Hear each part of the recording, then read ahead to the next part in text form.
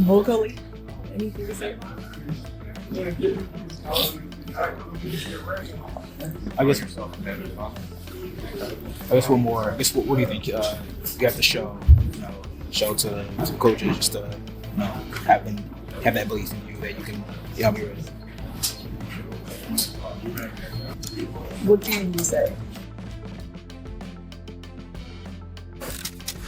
Our girl, Mina Kimes, joining us now here on First Take. Mina, what was your reaction to Shedeur Sanders pantomiming the answers to the questions he was asked yesterday?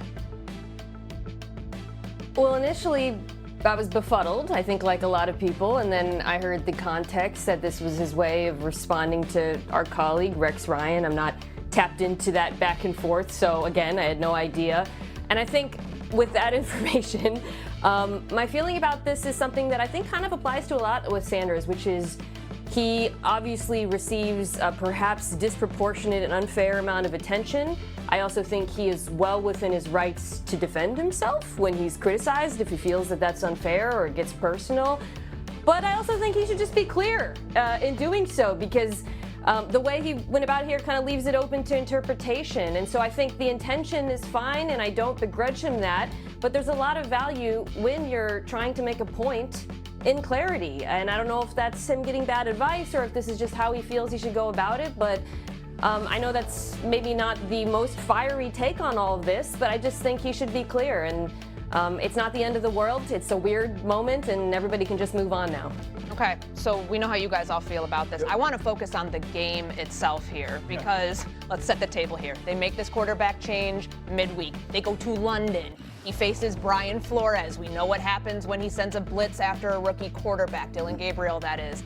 How long should this leash be, given those circumstances, Dan, for Dylan Gabriel to remain the starter? The only thing that matters the rest of this season for the Browns is, did they find a Derek Carr, a Dak Prescott, a Andy Dalton? Did they find a starting caliber quarterback in that obviously second, third, fourth plus round? And because of those 2 first-round picks, yes, they got to win games, all that, yes.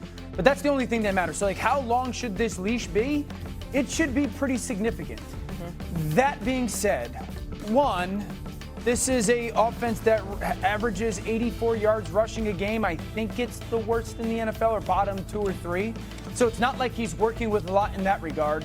Number 2, they really only have a starting number 2 receiver, and then probably receivers that would be a little bit better in that number 4 role.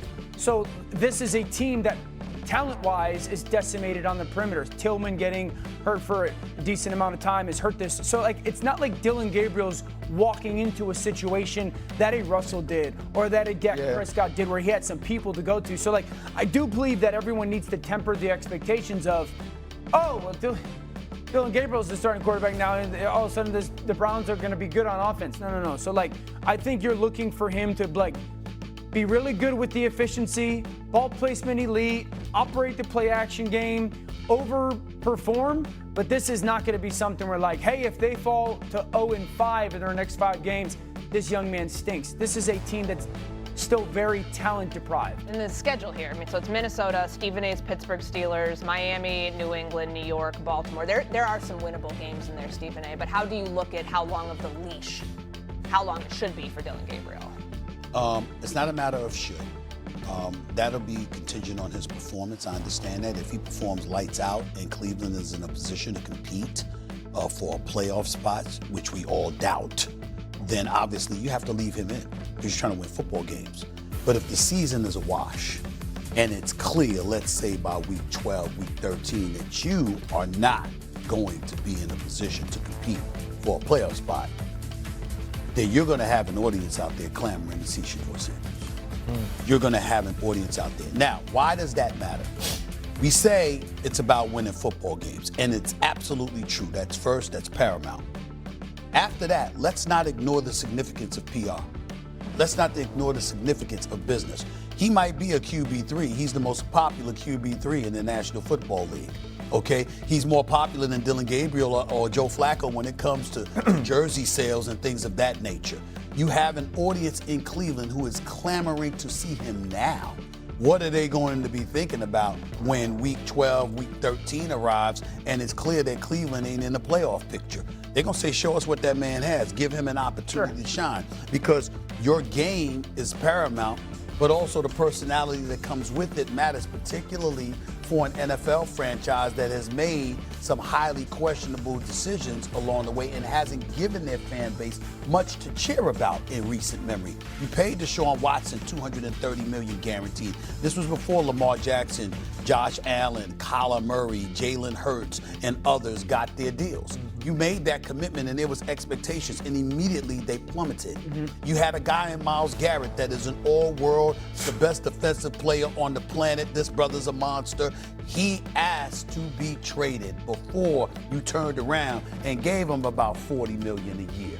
So he was talking about, what did he say at the time? I just want to compete for a championship. I want to be in a position where we're relevant, that we got a chance, okay? And we saw during the preseason, who was he standing next to on the sidelines? Who was he joking with?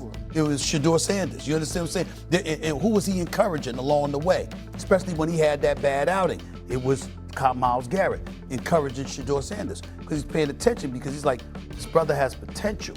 People see stuff like that and say, okay, show us. Yeah. And Shedeur certainly has made it clear he's ready to show you. So it's a matter of what the organization is going to do. You can't ignore that. And you brought up something, like at some point, no matter if the record's, if it's a lost season, which we already think it's on the track to being, people are going to want to see what Shedeur Sanders is. For a coaching staff, for a front office that very much feels like they're on the hot seat right now. Not the front office. I mean, I'm saying not the coach staff.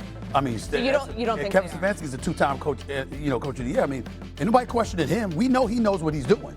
It's a matter of the personnel that he has to work with. They got him on the defensive side of the ball. What do they have on offense? What do they have at that quarterback spot? That's been their Achilles heel. Do you think that would affect their mindset for RC, for how they would approach it? It can't affect their mindset. Dan mentioned the run game. I think Quinshon Judkins is showing that he can be a bell cow of a back. And when Kevin Stefanski is at his best, it's when he has the run game and you can get into the play action. They haven't had that early on this season. And as far as how long Dillon Gabriel should have, I think as soon as you know he's not the franchise guy, you should move on to Shedeur, because this isn't about, in my estimation, winning games. It's about saying, I know Mason Graham can play. I believe Isaiah Bond can be a 2 or a 3. Harold Fannin Jr.